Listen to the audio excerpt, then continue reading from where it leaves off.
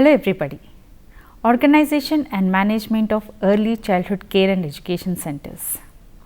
Today under this we are going to deal with the topic management process in early childhood education programs. The objective of this lesson is to understand how the management takes place in early childhood education programs. Early childhood is defined as a period from birth to 8 years old, a time for remarkable brain growth, and these years lay the foundation for subsequent learning and development. UNESCO, United Nations Educational, Social and Cultural Organization, advocates for early childhood care and education programs that to attend the health, nutrition, security, learning and which provides for child's holistic development. Management process. Any management process involves planning and organizing. Planning. Planning specifies what is to be accomplished. For example, the center is planning to add a classroom. It becomes a goal that must be measured during the process of controlling. Planning requires many steps and numerous drafts of papers for various types of plans. The importance of planning. Planning charts help in reaching the goals most effectively. Participation of the staff members in planning helps to achieve better understanding and clearly leading to a success of an agreement. Everyone will be aware about their contributions towards the goals of organization. This is the importance of planning. Types of planning. Planning for early childhood education centers has several phases and many rough drafts of plan are need to be circulated among the staff to get the feedback before final budgeting or funding takes place. Directional planning. It is the characteristic of human service organization. Planning in child development center may be considered as a directional planning. The next type of planning is innovative planning. Here, many offer exciting possibilities for early childhood professionals as well as parents. Innovative planning is a technique for getting the concerned people together for the purpose of brainstorming possibilities for a new service or a new direction. Then comes the long-term planning. That means drawing up a program for the full year. This should be done in terms of the specific development objectives to be promoted, identification of themes for the year which would form the content of the program, the activities based on the themes that would help in promoting development in children in line with the objectives, the materials required for conducting all the developmental activities, the budget requirement to implement the plan. The full year plan should be split again into term wise or quarterly plan and then monthly plans. Monthly plan is then required to be reduced again into weekly plans and then the daily plans. This is about the long term planning. Then comes the short term planning. The weekly plan and the daily plan is referred to as the short term planning. Each day's planning should be given in detail. It should include the developmental objectives to be promoted, the theme, the specific activities to be included and the material required. The daily lesson planning. The daily lesson planning involves the objectives, selecting and arranging the subject matter and determining the method of procedure. It indicates the aim to be realized by teaching a lesson, the methods to be employed and the activities to be undertaken to achieve the objectives. Unit planning. Unit planning is a regular planning specific to each unit's operation. Unit planning goes on the food service unit, the classrooms, the transportation unit and so on. The staffing pattern determines the authority in those units. So, this is about the importance of planning and different types of planning.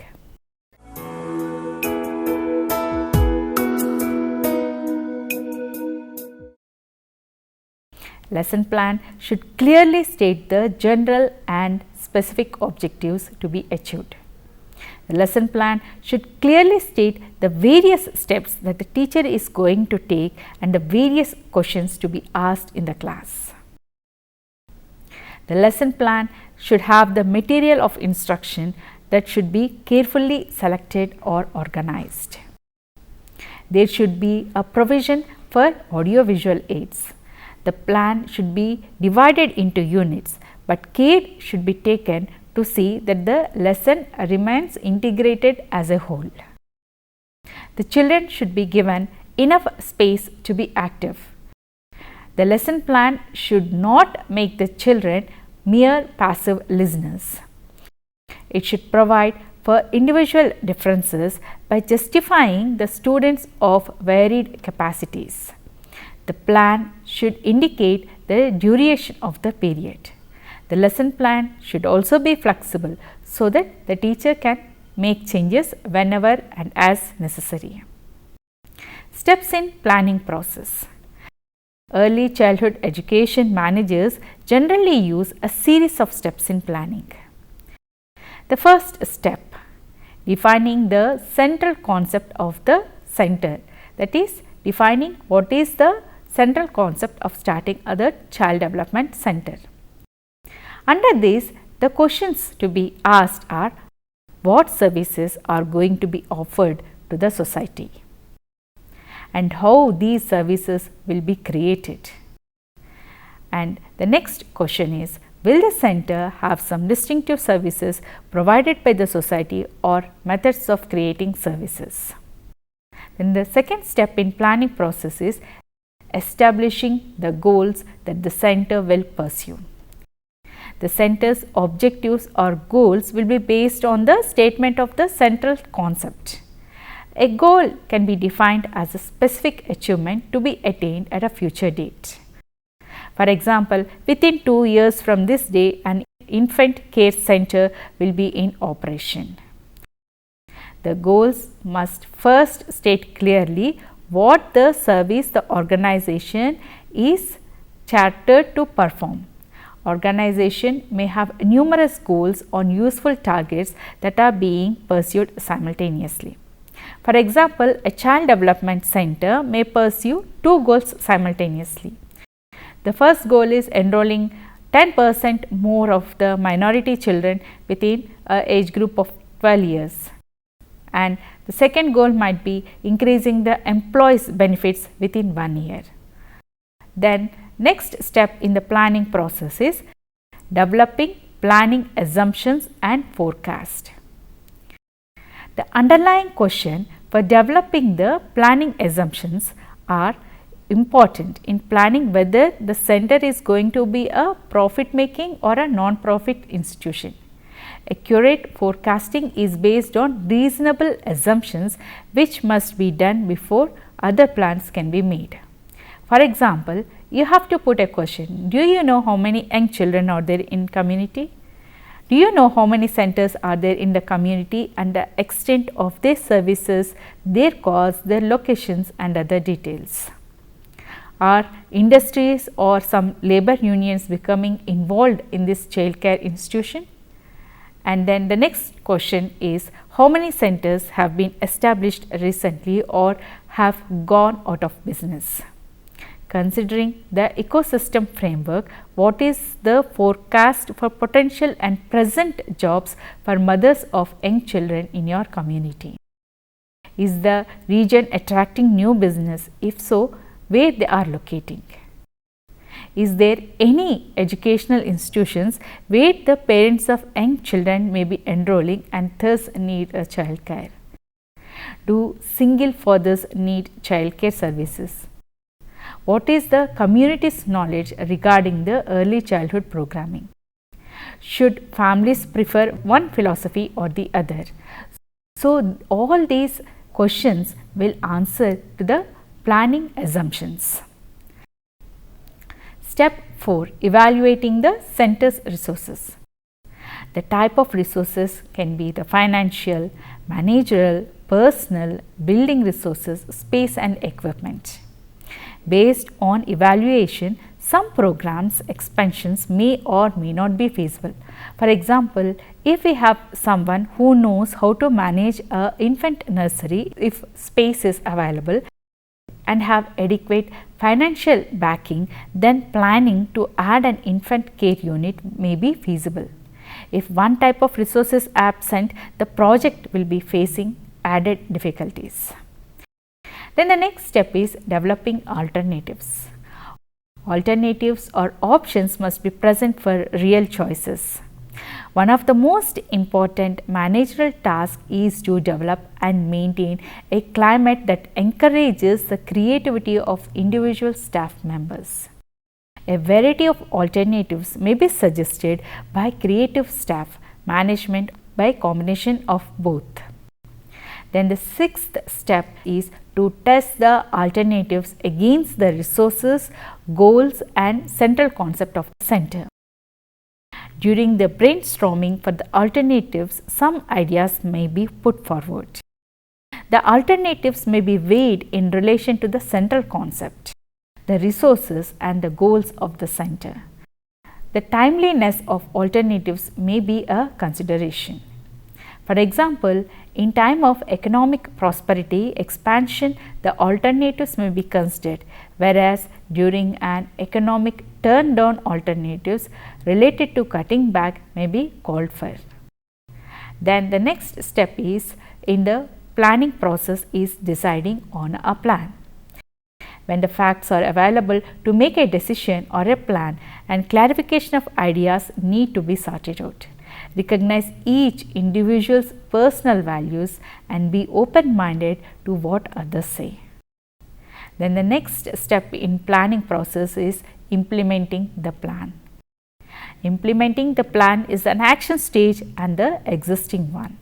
It involves organizing the material resources, staffing the project with qualified people and giving leadership as action moves ahead. Then the next step in planning process is evaluating the plan. Checking to note whether every step of the plan has been accomplished is an important aspect of evaluation. Evaluations are essential in every enterprise. So, this is about the different steps in planning process.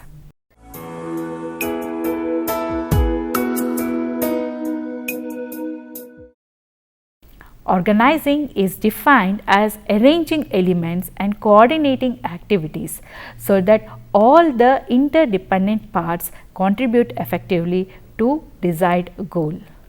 Organizing is the second component of the managerial process, that is materials, equipment, space and human energy, which must be assembled and integrated to get the program underway.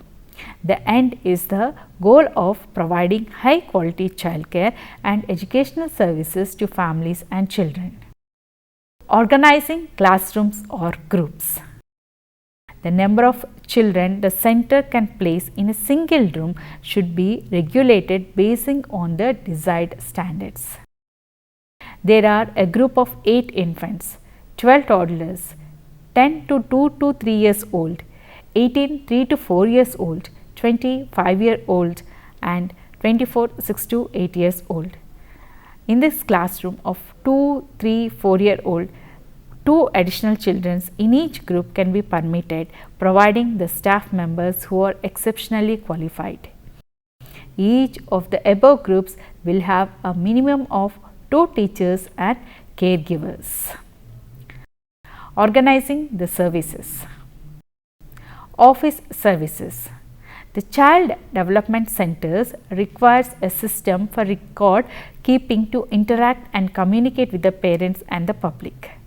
The record must be kept for such matters like a regulation, compliance, financial matters like the fees, bills, rents, the family names with home addresses, the vendors' addresses and phone numbers. And the centers requires such as the health services, the social services with the names and addresses of contacts and information of various professional organizations with which the relation may be developed.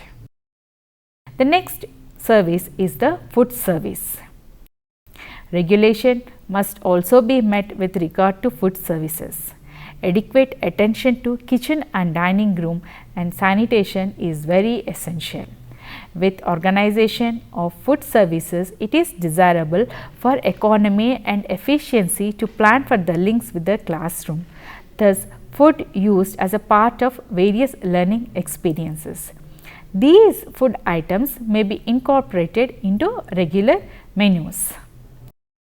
Then the next one is maintenance and cleaning services. These services apply to the entire center, covering all the classroom services areas and play areas. Cleanliness and safety are essential. Then the next service is emergency services. Several emergency services must be organized in order for them to be prepared. For example, medical services, utility services, repair services. Prior arrangements help a center to receive the right services at a reasonable price. The list of the phone numbers of the persons of all emergencies should be handy. Parents must be altered to the emergency procedures and make them assured that the center will follow the procedures carefully in major emergency calls. So, this is about the organizing in management process.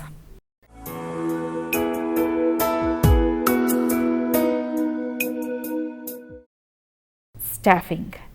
People are human resources that hold the key to meeting the goals of Child Development Center. Staffing is a process of recruiting and dealing with human resources required to perform the functions of the center.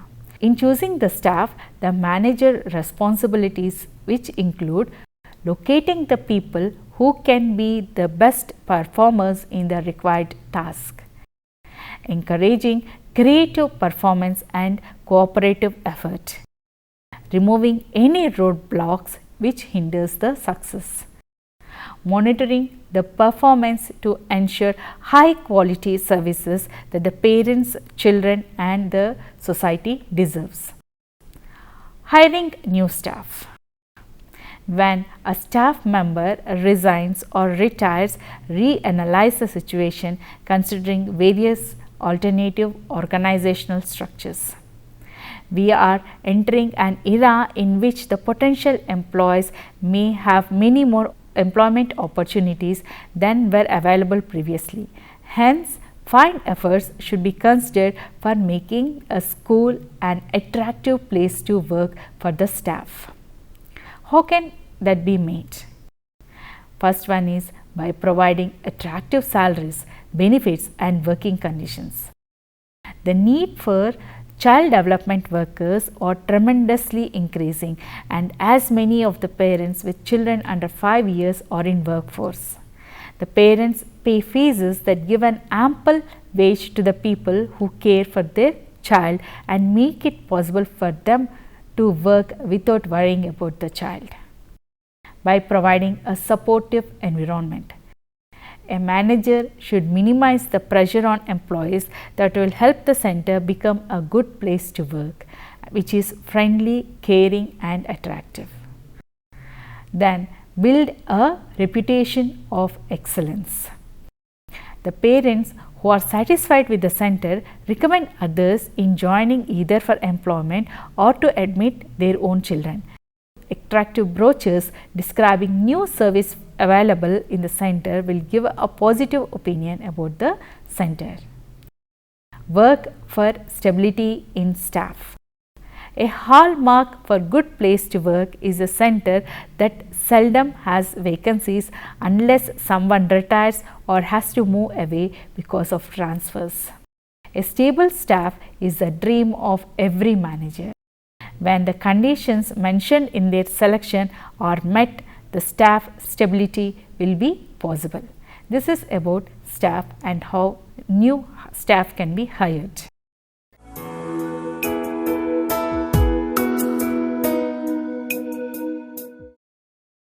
Leading is a process of directing and influencing others through examples, by talent, by information and personal interaction skills.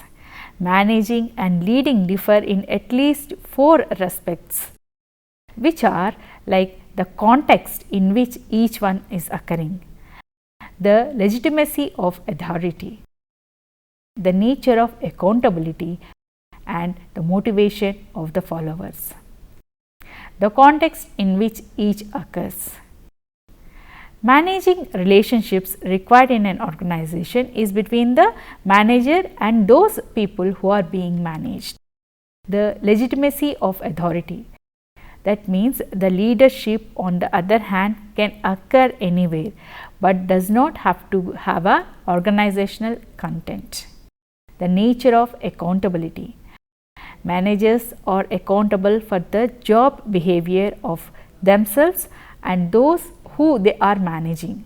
The leaders are accountable only for themselves. Motivation of followers.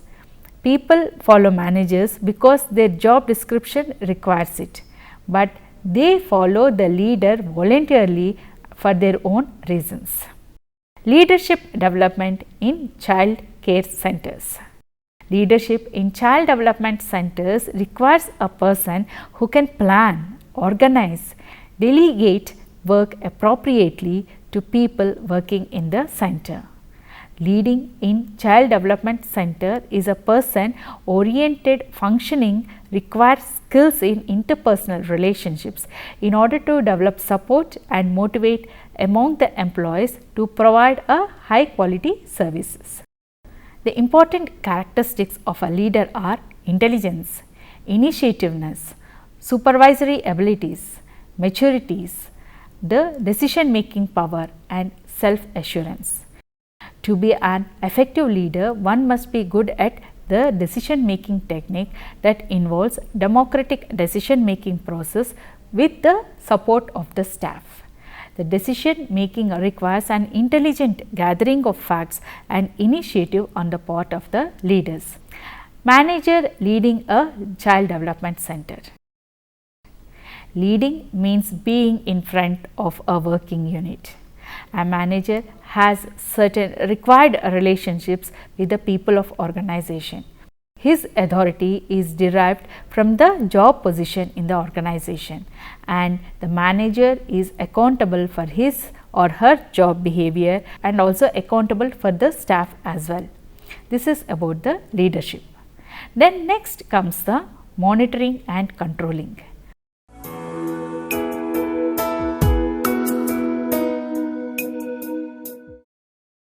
Monitoring. Monitoring means being alert to and continuously observing for compliance with standards. Controlling. Controlling means the standards which are set and expected from each service in the center and to measure the performance against the standards and to correct the deviations from established standards and plans. Evaluation is an essential component in monitoring and controlling the child education centers. The different kinds of evaluation can be the program evaluation. This is an informal process. The children's positive behavior is a clue which implies the program is meeting many of the child's needs. Next is the teacher evaluation.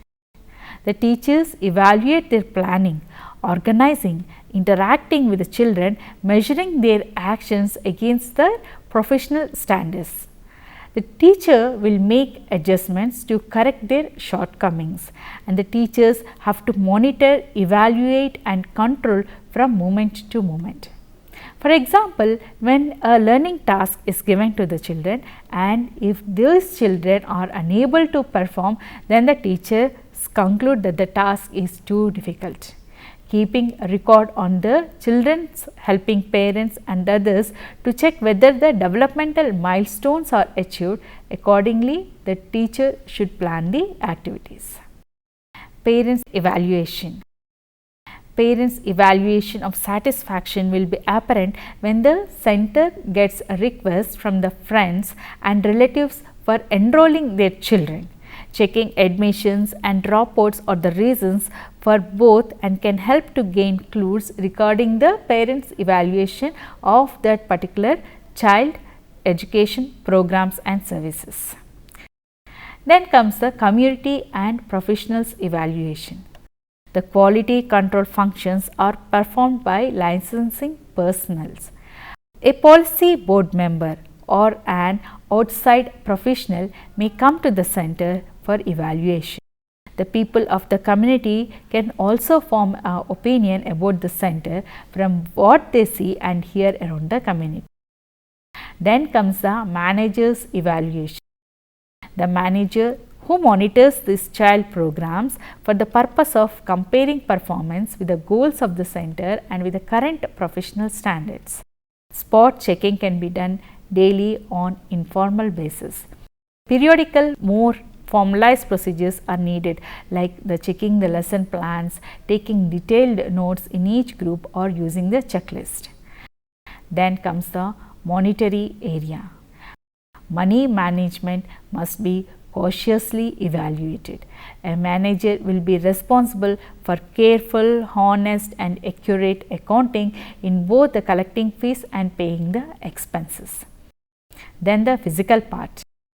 The safety, sanitation, security and aesthetic of the entire physical area in the early childhood education centers will be the responsibility of the manager. The playground must be scrutinized periodically for dangerous equipment. Painting of the outdoor equipment should be regularly done to keep an attractive appearance. General tidiness should be encouraged among the staff, and encouraging children to maintain cleanliness and tidy surroundings is also very important. Especially the fire safety must be the first step in this agenda. So, today we have understood about managing the early childhood education centers. In this, we have understood why management is important, and we have understood that the management involves planning and organizing. After having understood what are the different types of steps in planning process and in organizing, then we went on to see the evaluation part and the leadership in early childhood education development centers. Hope you have understood the lesson. Thank you.